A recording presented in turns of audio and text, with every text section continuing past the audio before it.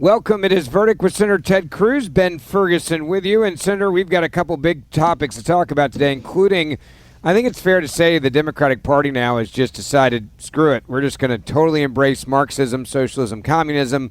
That's the future of the party. Those are our biggest names in the party. And Mamdani's probably going to be the mayor of New York City. Look, Comrade Mamdani is apparently the future of the Democrat Party. The Democrat Party is now explicitly, openly, unapologetically communist and unapologetically jihadist.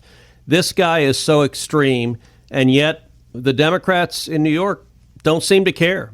They will vote for any radical. They're enamored with the extreme left wing. And listen, you're seeing the Democrat Party elected leadership, Kathy Hochul, your Hakeem Jeffries, rally around him and say, this is the face of the Democrat Party. We're going to break down just how radical and extreme Comrade Mamdani's record is and how dangerous that is for America. We're also going to talk about how the Democrats and the corporate media are losing their mind, irrationally melting down over the fact that President Trump is building a brand new ballroom at the White House. And that is apparently the greatest crisis facing America, is that the president has raised $300 million to raise a ballroom for future presidents to host state dinners and host events at the White House. And it's clear that democracy is melting down. They're not worried about a communist becoming mayor of New York City. They're not worried about a jihadist becoming mayor of New York City. They're worried that there's going to be,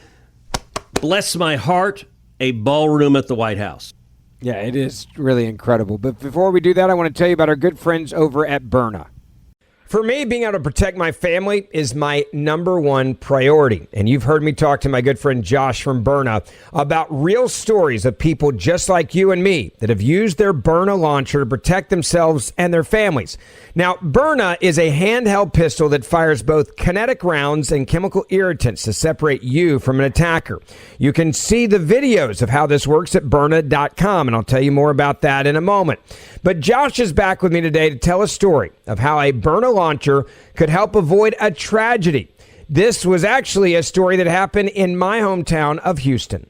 This is such a tragic story that just recently happened. One night recently here in Houston, an 11-year-old Julian Guzman and his cousin were banging on neighbors' doors and running away before they were answered, a generations-old game that we all know as Ding Dong Ditch.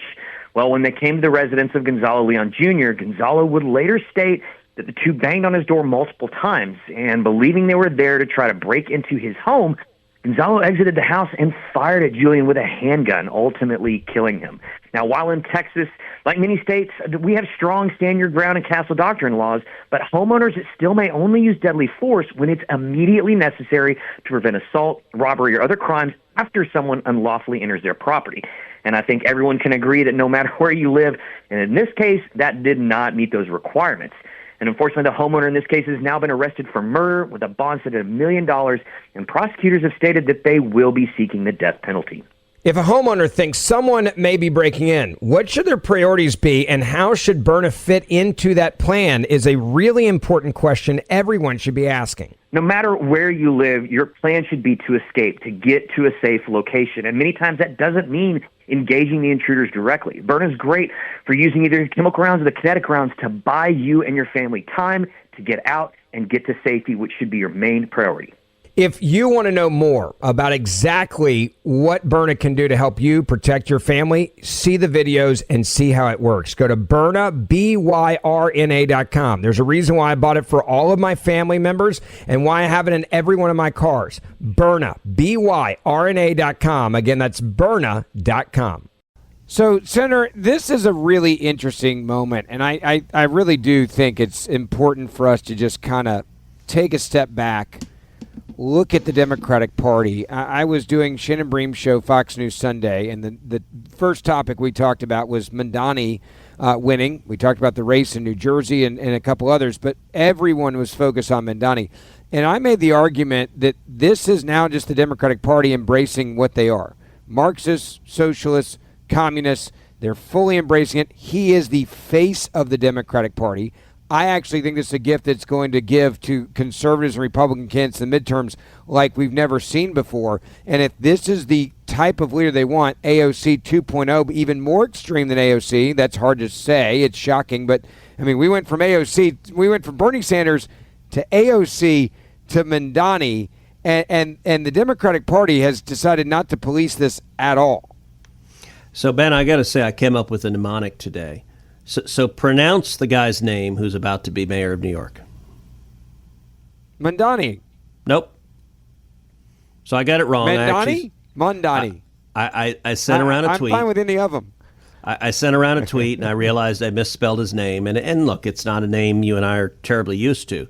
But I came up with a mnemonic to figure it out. It's M-A-M, as in Mary, D-A-N-Y. And I actually invert the N and the M. I call him Mamdani, and that's not it.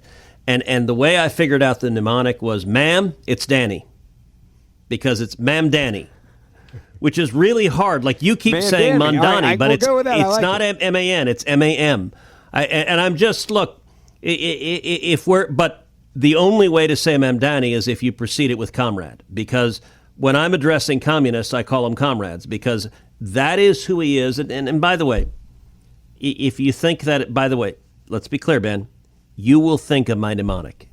You're going to be, ma'am, it's Danny. You're going to be on the radio. You're going to be doing CNN, and you're going to think, ma'am, it's Danny. You will repeat it. It will be a little voice in the back of your head, and you won't screw it up, and our listeners won't either. But just to show I'm not engaged in hyperbole, maybe you're saying, oh, come on, he can't be that bad. He's not an actual communist. I want you to listen to what his father said. This is Comrade Mamdani's father talking about his view of the United States, and just play the clip. America is the genesis of what we call settler colonialism. And the American model was exported all around the world. Abraham Lincoln generalized the solution of reservations.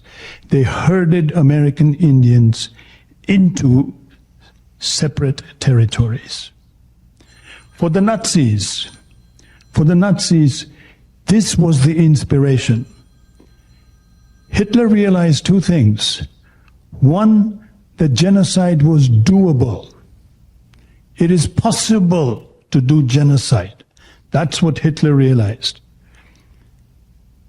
Second thing Hitler realized is that you don't have to have a common citizenship. You can differentiate between people. The Nuremberg laws were patterned after American laws. Anyway, the U.S. put Indians in reservations. The U.S. invented the model. I mean, that's where he gets his teachings from. That's pretty clear. So listen, I want you to hear what Mamdani's dad just said. Abraham Lincoln was the model for Adolf Hitler. And the Nazis got concentration camps from the United States of America. Now let me just ask you, I want to ask you, Ben, seriously and fairly. Someone who says that, do you think he loves America? No, I think he hates America. I think he wants to trash America. I think he thinks America is literally the enemy of him. Now, is there any indication, any whatsoever, that Comrade Mamdani's, the son, his views are one iota different from Daddy's? No. In fact, it's almost like one for one. Super clone is the way I would describe it. Well, okay, but let's play devil's advocate. You know, look, sometimes dads are whack jobs and sons become more reasonable. And Comrade Mamdani, I mean, he did live in New York. He's presumably got some affection for the people of New York. He's running for governor of New York. Surely something like what happened on September 11th, surely that impacted him. The entire world watched in horror as radical Islamic terrorists flew not one but two planes into the World Trade Center, murdering between the World Trade Center and the Pentagon, murdering roughly 3,000 Americans in that horrible morning in September. Surely young Comrade Mamdani was horrified at what he saw and horrified at the mass slaughter. Well, let's give a listen to what, in his own words, this is not Daddy, this is the son, the Comrade. Here's what he said he thought the day after September 11th. Give a listen. I want to use this moment to speak to the Muslims of New York City. I want to speak to the memory of my aunt, who stopped taking the subway after September 11th because she did not feel safe in her hijab. I mean, let's go back to the quote there, Senator. My aunt stopped taking the subway after 9/11 because she did not feel safe in her hijab. He's actually claiming that she is the victim of 9/11. Well, and let's be clear. Among all of the sentiments, did he express, I looked at those planes flying into the towers and I felt horrified? But by the way, as a Muslim, he presumably could say, I was horrified by someone who shares my faith could be so radicalized as to murder 3,000 people. He actually could say something powerful there. He didn't say that.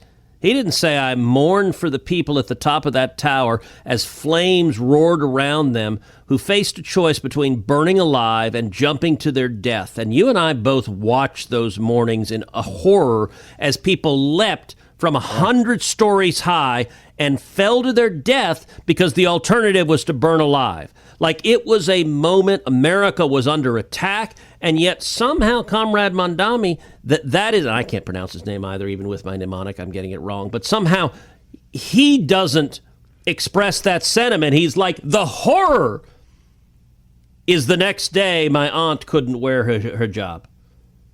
And by the way, for all of the leftist rhetoric that the crime of 9/11 was Islamophobia, I'm not aware of a meaningful uptick in violence against Muslims in New York. I actually remember this country coming together strongly, embracing each other, unifying.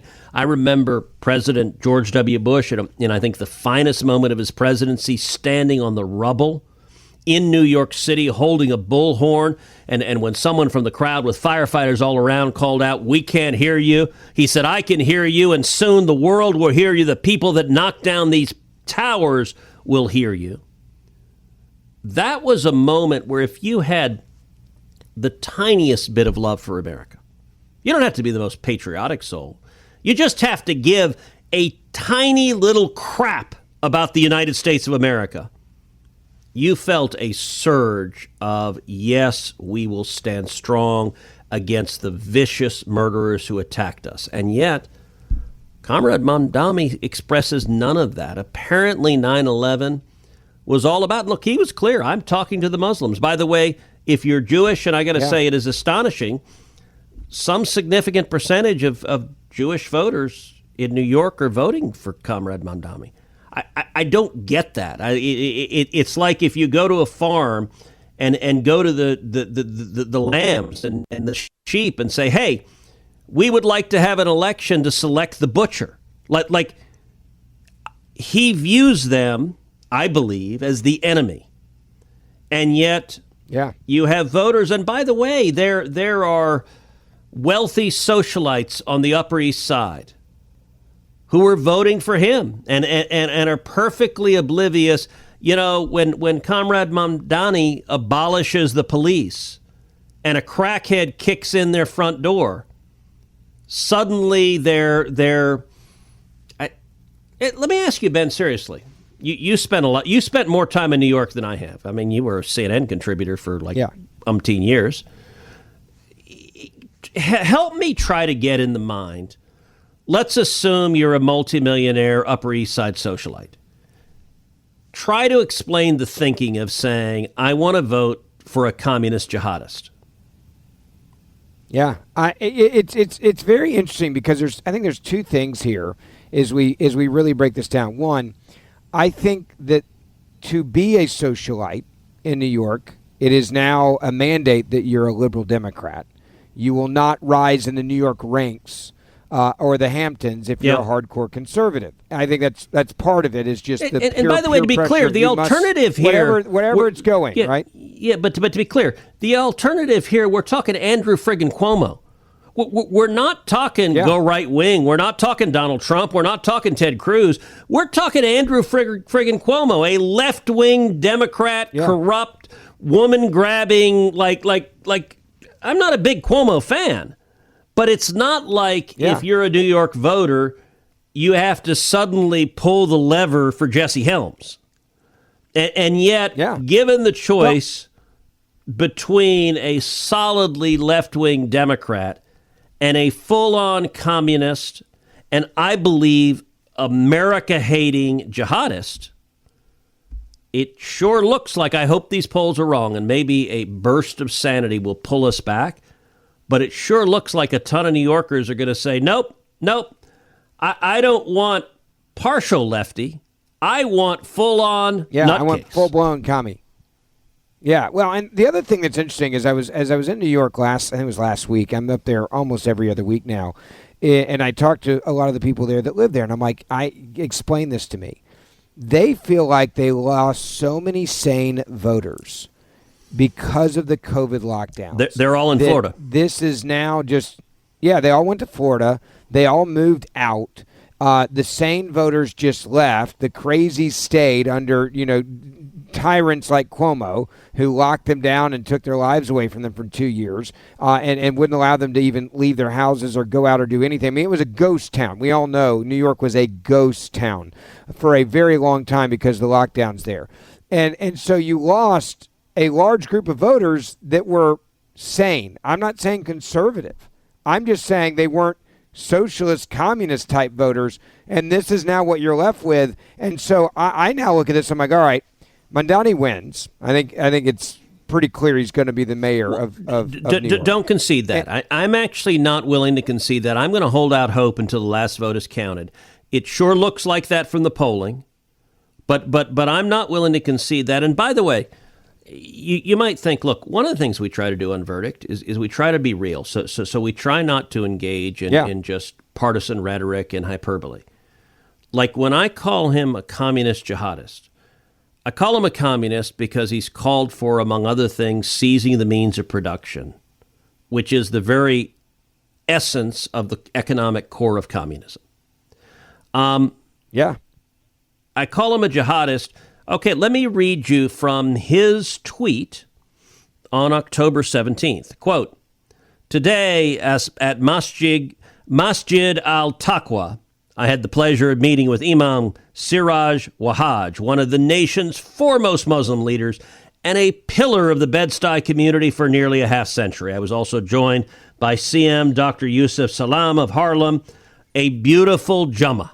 And he sends out a tweet. Now, who is the person that he's taking a picture with?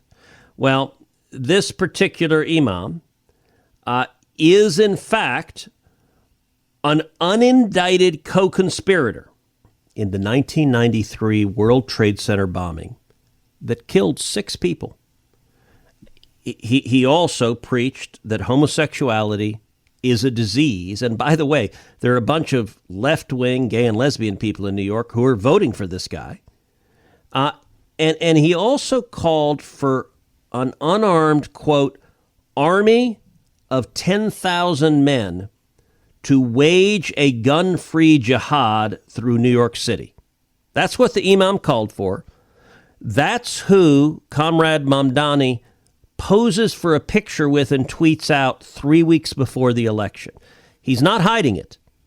He's saying he will stand with the jihadists against you, the innocent citizens. And I got to tell you, look, to give you a sense also of just how whacked out the Democratic Socialists of America, which is Comrade Mamdani's party, just yesterday, they put out a statement calling on the United States to release Elias Rodriguez. Who is Elias Rodriguez? Elias Rodriguez is the deranged terrorist who executed 2 Jews in Washington, D.C. this spring. And you'll recall this, Elias Rodriguez, by the way, he's not a Palestinian. He's an Hispanic dude from Chicago, but he's a left-winger who is suckled on the teat of Marxism and America hate and Jew hate that is the left. And he murdered this young couple who had just been engaged. And as you know, I didn't know this young couple, but a fact I discovered after they were murdered, the 2 of them met at an event where I was speaking. And I knew multiple friends of mine who knew them well. And it was literally, I was the speaker at the event. They both came to it. They were both involved in the pro-Israel community. They met, they fell in love. And this lunatic didn't shoot them once. He unloaded his entire magazine into the two of them, murdering a young man and a young woman simply because they were Jewish. He didn't know them. All he knew was, these are Jews. I must murder them. He screamed, "Free Palestine." Now, let me read what the DSA Liberation Caucus put out, which is the Democrat Socialists of America. Excellent statement that we are proud to add our name to.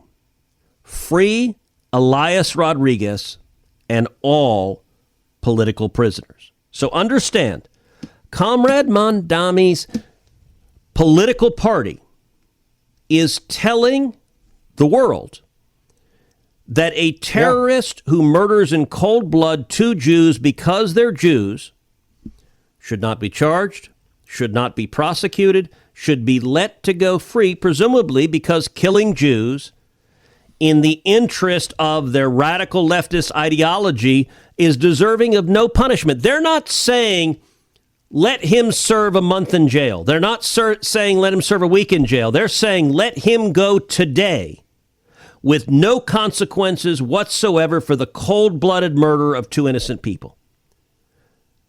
That is the party of Comrade Mamdani, who, by all appearances in the polling, is about to become the next mayor of New York City. And I will say, listen, Ben, there are a lot of Republicans who are saying what you said which is, hey, this is great for Republicans. It's great for conservatives. This will show the world just how whacked out the left is. I got to tell you, my heart grieves. Listen, New York. I agree with you on that. I agree with you. Great American city. It is still the center of finance in America and the world. It is the center of media in America and the world. And much like I grieve for San Francisco, an iconic American city. Look, San Francisco doesn't embrace your values of mine. But I don't like to see lunatics like Gavin Newsom and other leftists destroying cities that are a central part of who America is. And I got to say, I think a huge problem with what's happening in New York is young people. Young people in their 20s who have college degrees, who were radicalized in college, who sat in the student lounges drinking lattes and smoking clove cigarettes and or actually bongs or whatever. I don't know. Are clove cigarettes a thing? Don't forget, they're I don't know, but the handout generation. I don't know. When you and I were kids, people smoked clove cigarettes. I actually don't even know if college kids do now. Yeah. But whatever they were doing. Did you just age yourself, Senator? I think you did. Look, I'm going to be 55 in December, so it's. But the beauty of it is in the Senate, they still think I'm 12. I mean, like the median age is 106. That's very true. And so they think I'm running around in short shorts with a beanie. But it's a bunch of 20-somethings who have never known anything except college life, and they've been suckled on the lies of their Marxist professors. And they think, yes, join the revolution, globalize the intifada. They don't even necessarily know what it means, but they feel, and by the way, they're also unhappy with life and angst, and a lot of these 24-year-olds are mad that they're not billionaires and driving Lamborghinis yet, and so they're like, okay, let's just attack the actual billionaires who built companies, and that'll make me feel better. Well, and it's New York City now. I mean, it really is. There are so many people there that are going to vote for him because he has basically turned public enemy number one into successful New Yorkers that are wealthy. And he's saying that they've stolen something from you that you never had, and we're going to take some of it back and give it to you. It's buying votes 101. Your life sucks because of these evil rich people that have all the one percenters. It's Occupy Wall Street 2.0 or 3.0, whatever version you want to describe this as. And I think that's the part that scares me the most, is that you can now lose another great American city, the way that you described San Francisco. Look at places like Detroit, Atlanta, Baltimore, Memphis, the list goes on and on. The only good news is there is a cause and effect. And I think that's why Donald Trump got elected. I think that's Agreed. also why he's being so successful right now. That's why I say, hey, I need an AOC, a Mamdani, to remind America you don't want any part of this, and conservatives are getting it done for you right now. I think that's the blessing in disguise here. Look, the unfortunate thing is, and I don't think this is hyperbole, people are going to die if and when Comrade Mamdani is elected. That is going to be the consequence. Sad but true. Listen, I was in New York on Friday, so I was there campaigning for Mike Lawler. Mike Lawler is a Republican congressman from New York. He's in one of the most competitive districts in America. Mike's a good guy. He is not as conservative as you and I are, but given that district, he is a Republican who gets elected. He's as conservative as you can get, and he fights for his district. And I like Mike, and he asked me, will you come up and campaign? And so I joined him. I joined him, number one, at the Conservative Party in New York. They had a big dinner, and they had me come in and speak. And I actually said something. I said, if Comrade Mamdani is elected, I'm going to make a nomination right now, which is a year from now. I want to name him the Conservative Party of New York Man of the Year, because Comrade Mamdani is going to make more people join the Conservative Party in New York than anyone has in history, as they realize these Amen. people are nuts. And I'm going to make a second nomination.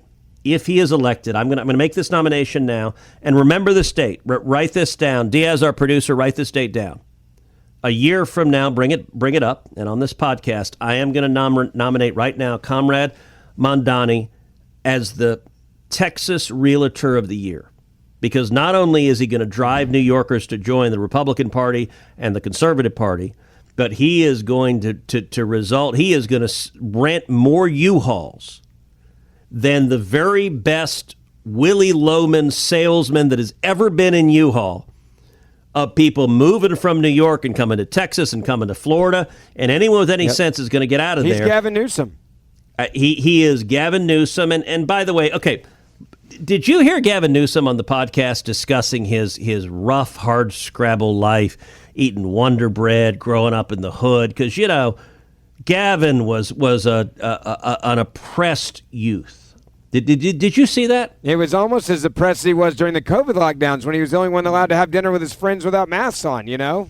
Look, to be clear, Gavin Newsom is California royalty. He's fourth or fifth generation California old money. His daddy was one of the lead lawyers for the Getty billionaire fortune. He grew up, he was featured in the San Francisco paper in an article entitled Growing Up Rich. And to be clear, he started a winery with the Getty millions, billions actually, but millions from them. Started a winery at age 25. Now, Benjamin, let me ask you, did you start a winery at age 25? No. Why not? I feel like I worked really hard, but I promise you it was not a winery at 25. And look, it's okay. I don't fault Gavin for the success of his parents or his grandparents or his great-great-grandparents, and it's amazing how many leftists were raised with silver spoons and inserted just about any place you could insert a spoon. But when he pretends like he's on this NBA podcast and he's talking about, I just had to support myself. I had to support myself playing ball. Like, what a load, what a crock. And it's pathological.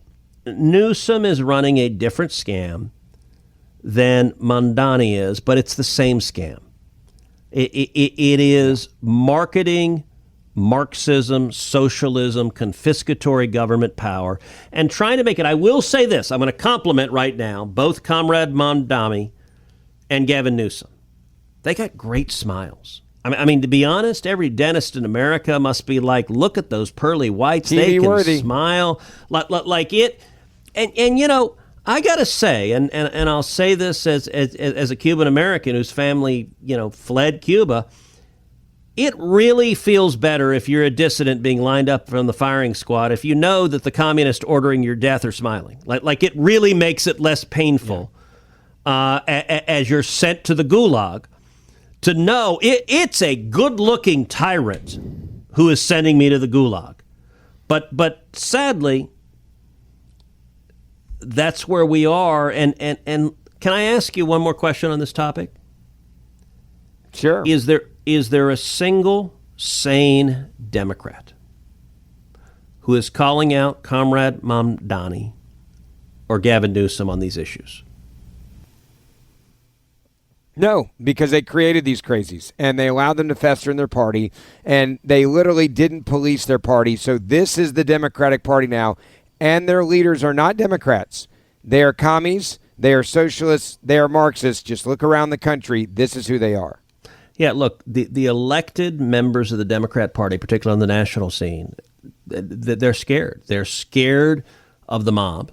They're scared of the angry left-wing radicals with torches and pitchforks. We saw this at the No Kings rally where they're terrified. We're in day 27 of the Schumer shutdown because they're terrified of the mob. And so elected Democrats are terrified. But again, listen, we endeavor on this podcast to try to be real, to try to have facts, to try not to engage in just empty partisan rhetoric.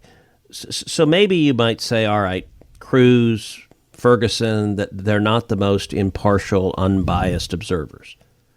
If you're not inclined to listen to us, although I will say if you've made it 29 minutes into this podcast and you're not inclined to listen to us, wow, you've got some endurance. Bravo to you.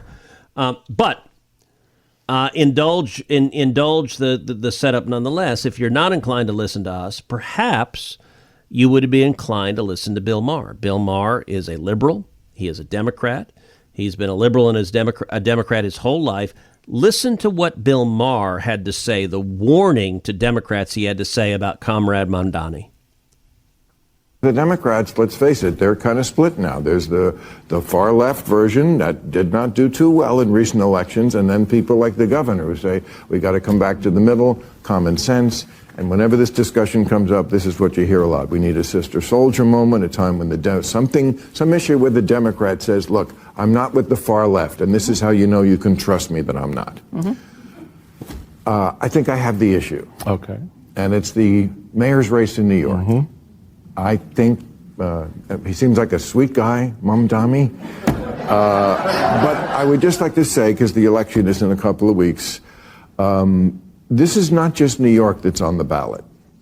I think the whole Democratic Party in the country is on the ballot. And the whole country will be looking at this race to see which way are the Democrats going to go. No, Andrew Cuomo may not be that exciting and that inspirational, but, you know, for a party that said we want to get back to normal, he's kind of normal. I mean... What? No? Well, he's got some things in his history that I would suggest are not normal. It's not the normal I want to embrace. Well, we did a deep dive on that because we had him on the show. Yeah. A lot of it is kind of bullshit. Mm. I mean, maybe he was a little too handsy, a little too Italian, a little too touchy. Did not. A little too Italian. That's what he said. Yes. Did not get the memo. I mean, it's when you're having to defend Cuomo to try to save your party, you're not in a good place. Well, but Bill Maher, and let's be clear, Bill Maher did not vote for Donald Trump. Bill Maher would not vote for me. He is a liberal. He is a Democrat. But Bill Maher every day makes more and more sense because his party has gone so bat crap crazy that he believes in things like free speech. He believes in things like not supporting a communist government that seizes private property and the means of production in society. He doesn't want to support Hamas terrorists and other jihadists. That used to be mainstream. That used to be, all of those propositions were things that used to be the case that Republicans and Democrats came together. Look, Bill Clinton, when Bill Clinton was president, neither you nor I supported Bill Clinton. We did not vote for Bill Clinton. But you know what? The Bill Clinton election, when he was elected, it was not the fate of Western civilization. It was not, do we elect a communist jihadist? I would have rathered a Republican be elected, but the world didn't end when Bill Clinton got elected. Bill Clinton's views, if you took a candidate with the identical policy views of Bill Clinton and ran him today, they would tar and feather him and drive him out of the Democrat Party. He would be completely and entirely He would not get elected today as president. He would not get elected. He probably wouldn't get elected as a Democrat dog catcher because they have radicalized. And they instead want someone like Comrade Mamdani, whose party says release the terrorist who murders Jews because they're Jews. That's where their radical base is. And you know, some of y'all may not know what a Sister Souljah moment is. And Sister Souljah actually refers to Bill Clinton. When Bill Clinton was running for president, Sister Souljah was this rapper, and Bill Clinton denounced her in the middle of the primary, and it was viewed as a brave moment of sort of taking on his base, but it demonstrated to the voters, or it was perceived to demonstrate to the voters that he was reasonable and rational and not a crazy nutcase. And it is an interesting question. Is there even one national Democrat? By the way, Gavin Newsom wants to be elected president. Can he denounce Mamdani? J.B. Pritzker wants to be elected president. Can he do it? Cory Booker wants to. Chris Murphy wants to. None of them are going to, because, look, John Fetterman has been critical, but John Fetterman, I think the Democrat Party is being quite explicit that they're going to do everything they can to drive him out of the Democrat Party, just like they would Bill Clinton if he were there. But I don't know a Democrat. And interestingly, one ambitious Democrat, is there nobody looking around? Andy Beshear, who's pretending he's a moderate in Kentucky. Josh Shapiro, who has got to be horrified at what Mamdani's saying. Has he said a word? Crickets, crickets, crickets. There is not one. And maybe that will change, but I fear, not just for the state of the Democrat Party, but I fear for the future of our republic. I think we do better when we have two political parties that are reasonable and rational and have some meaningful disagreements than we do with one party that is utterly whack job and trying to destroy America. Look, we've seen through history, it is a pendulum and it goes from one party to the other. There will come a time when these lunatics are in charge of the country again, and they've gotten so extreme that I really shudder and fear for our great nation. Amen. Don't forget, we do this show Monday, Wednesday, Friday. We always try to bring you the biggest news we can and let you know what's going on behind the scenes, even at 3:13 a.m. Eastern time as we're wrapping this podcast. If you don't think we're committed, just look at the clock right now. 3:15. This may be our latest one we've ever done, Senator. And Ben, to be clear, you should be committed. That's very true. Very true. 3:15 in the morning, we're finishing this thing up. Hit that subscribe auto download button, and the Senator and I will see you back here on Wednesday morning.